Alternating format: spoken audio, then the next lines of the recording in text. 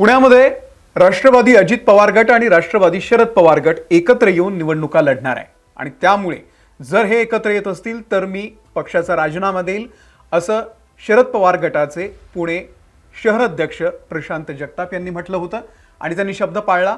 आपल्या पदाचा त्यांनी राजीनामा दिला आणि आज त्यांनी काँग्रेसमध्ये प्रवेश सुद्धा केलाय।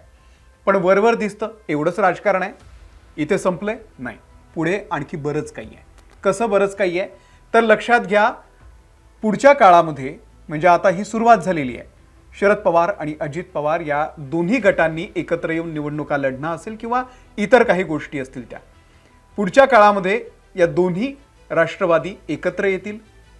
ज्या त्या मूळ होत्या त्याच राष्ट्रवादीमध्ये ते विलीन होईल आणि नंतर त्याही पुढे जाऊन केंद्रामध्ये कदाचित सुप्रिया सुळे यांना मंत्रिपदही मिळू शकतं। हे राजकारण आहे। पुढच्या काळामध्ये नेमकं काय घडेल याचा ट्रेलर खरं तर रविवारी आपल्याला दिसू शकतो।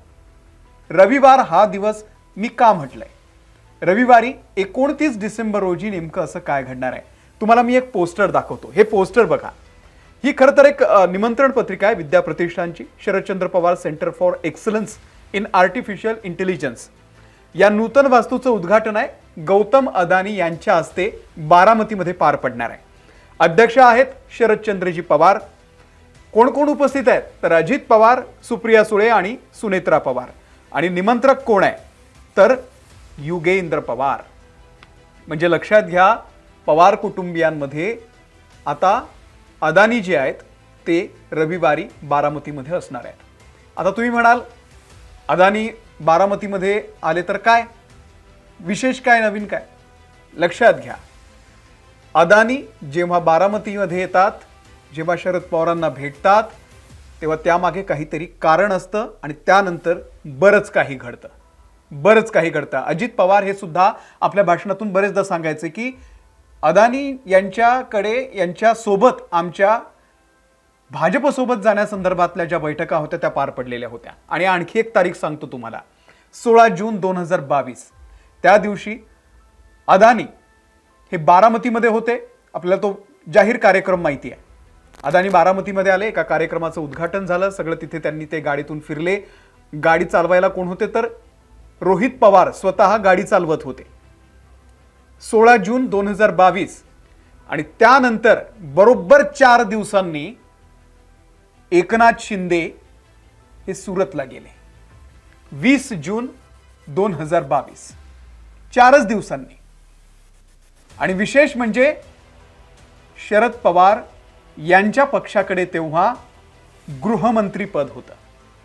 एवढी मोठी घडामोड, पण एवढे सगळे आमदार मुंबई सोडून बाहेर गेले आणि कोणाला माहितीच नाही। तर हे असं सगळं घडत असतं आणि पुन्हा एकदा आता अदानी बारामतीमध्ये येत आहेत। त्यामुळे पुढची बोलणी काय होऊ शकते आपण त्याबद्दल नाही सांगू शकत। पण सध्या पुण्यामध्ये काय घडतंय, दोन राष्ट्रवादी एकत्र येतील तर मी निवडणुका लढणार नाही तुमच्याकडून आणि माझ्या पदाचा राजीनामा देईल म्हणून प्रशांत जगताप यांनी आपल्या पदाचा राजीनामा दिला। त्यांचं म्हणणं आहे की माझ्या विचारांची घालमेल होती, मी ज्या लोकांच्या विरोधात लढत होतो त्याच लोकांना सोबत घेऊन लोकांना कसं सांगू की आम्हाला मतं द्या। अजित पवारांच्या विरोधामध्ये आम्ही इतकं सगळं रान पेटवलं आणि आता तुम्ही म्हणता त्यांच्यासोबत लढा, जमणार नाही। शब्दाचा पक्का माणूस, राजीनामा सुपूर्द केला आणि त्यानंतर सुप्रियाताई म्हणाल्या की हे काय नाराजी बिराजी, काय नाराजी घरी दाखवा, इथे दाखवण्याची गरज नाहीये।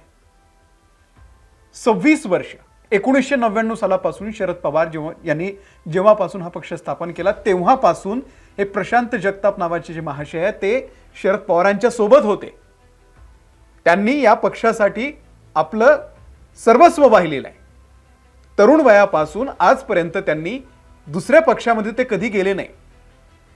त्यांनी या विचारांशी एकनिष्ठ राहून हा पक्ष पुण्यामध्ये वाढवला आणि आज सुप्रिया सुळे म्हणतायत की नाराज काय व्हायचे त्यात, म्हणजे नेते ठरवतील आणि कार्यकर्ते ते अंमलात आणतील, हाच खरा नियम आहे। लोकशाही, पक्षाची शिस्त, विचारधारा या सगळ्या गोष्टी अलाहिदा। पुढे तुम्हाला सांगतो की आज खरं तर प्रशांत जगताप यांना एकनाथ शिंदेंनी फोन केला, उद्धव ठाकरेंनी सुद्धा फोन केला की तुम्ही आमच्या पक्षामध्ये या, पण त्यांनी त्यांच्याशी सुद्धा विनम्रपणे त्यांना नकार दिला आणि काँग्रेसमध्ये त्यांनी आता प्रवेश केलेला आहे. आणि हे तेच प्रशांत जगताप आहेत. जेव्हा पक्ष फुटला, अजित पवारांनी जेव्हा पक्ष फोडला, तेव्हा हे शरद पवारांच्या सोबत राहिले की नाही, मी शरद पवारांना नाही सोडू शकत. आणि जेव्हा चिन्हाचा विषय झाला तेव्हा चिन्ह कोर्टाने अजित पवार यांना दिलं. तेव्हा जेव्हा ते चिन्ह उतरवत होते पक्ष कार्यालयातून, तेव्हा यांचा कंठ दाटून आला होता, यांच्या डोळ्यात पाणी होतं. असा हा एकनिष्ठ कार्यकर्ता आहे. आणि त्या कार्यकर्त्याला आज या सगळ्या राजकारणामध्ये आपला पक्ष सोडावा लागला, आपलं पद सोडावं लागलं. आणि आपली 25-26 वर्षे काय मस्करी नाही आहे. हल्लीच्या काळामध्ये लोक 2 दिवस सुद्धा पक्षात राहत नाहीत. सकाळी असलेला माणूस संध्याकाळी त्याच पक्षात असेल की नाही सांगता येत नाही. अशा वेळी हा माणूस 26 वर्षे शरद पवारांसोबत होता. परंतु आज त्याला एका फुटकळ कारणासाठी, आता हे राजकारणामध्ये फुटकळच कारण आहे, त्यासाठी आपला राजीनामा द्यावा लागला. हे महापौर सुद्धा होते, अर्थात शरद पवार यांच्या पक्षाकडूनच ते महापौर झालेले होते. पण एक लक्षात घ्या की जेव्हा तुम्हाला सेटलमेंट करायची असेल तेव्हा कार्यकर्ते काय म्हणतायत याच्याशी काहीही घेणं देणं नाही आहे. त्यामुळे हे सगळं घडतंय. आणि आता पुढे नेमकं काय घडणार आहे ते फार महत्त्वाचं आहे.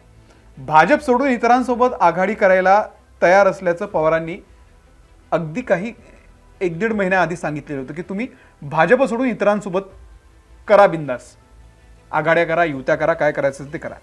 आणि त्यानंतर दुसऱ्याच दिवशी आपल्याला माहिती आहे पार्थ पवार प्रकरण आलं. पार्थ पवारांच्या जमिनीचं प्रकरण आल्यानंतर सगळ्यांनी तुटून पडले. पण रोहित पवार आणि सुप्रिया सुळे मात्र गायब होते.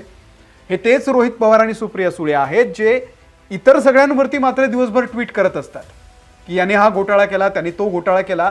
आणि दुसऱ्या दिवशी त्या सुप्रिया सुळे म्हणतात की पार्थ फार भोळा आहे हो, पार्थ असं करूच शकत नाही, पार्थ निर्दोष आहे. त्यांनी क्लीन चिट देऊन टाकली पार्थला.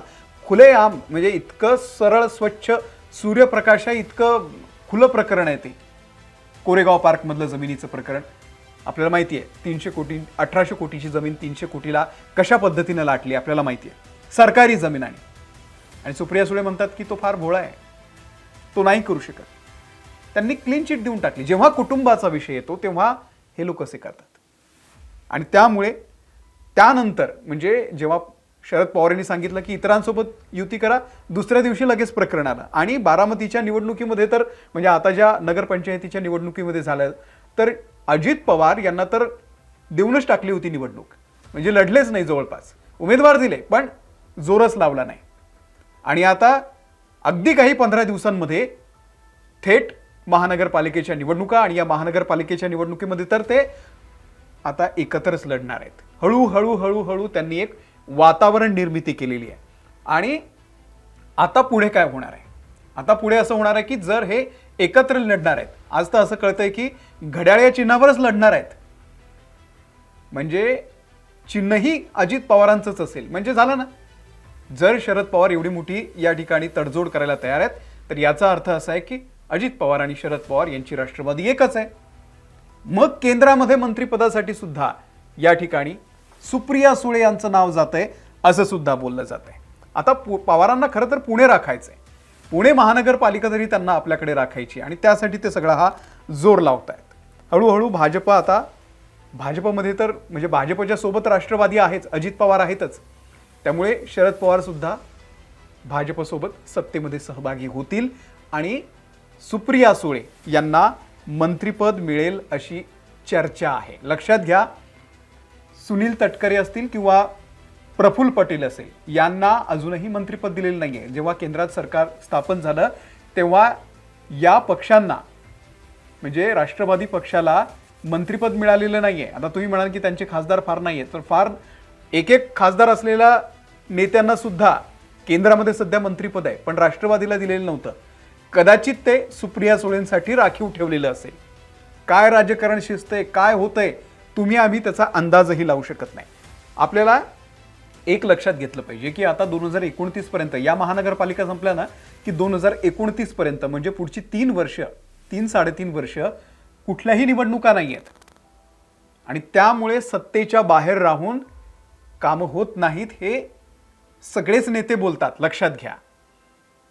आणि 2029 नंतर सुद्धा काही फार विशेष फरक पडेल अशी अवस्था आज तरी नाही आहे. त्यामुळे 2029 नंतर तरी काय करायचंय. त्यामुळे आज हळूहळू हळूहळू हळू सत्तेमध्ये बसायचंय, सत्तेचा लाभ घ्यायचाय, मंत्रिपद घ्यायचंय, करिअर सेट करायचंय. लक्षात घ्या ताईंचं. आणि तुम्हाला आठवत असेल ऑपरेशन सिंदूर झाल्यानंतर जी वेगवेगळ्या देशांमध्ये कमिटी पाठवण्यात आली ऑपरेशन सिंदूरची माहिती देण्यासंदर्भामध्ये, त्यामध्ये अर्थात सगळे पक्षाचे नेते होते, पण सुप्रिया सुळेंचं नाव होतं. आणि तेव्हा सुद्धा ही चर्चा सुरू झालेली होती की हे हळूहळू आता चाललेत सत्तेकडे, सत्तेच्या खुर्चीकडे हळूहळू हे सगळे सरकारला लागलेले आहेत असं तेव्हा बोललं जात होतं.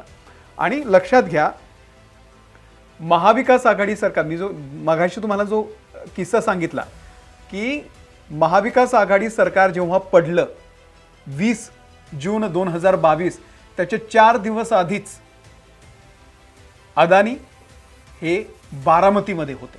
आणि हे तेच अदानी आहेत जे 2019 साली सुद्धा भाजप आणि राष्ट्रवादीमध्ये समेट घडवण्यासाठी प्रयत्न करत होते.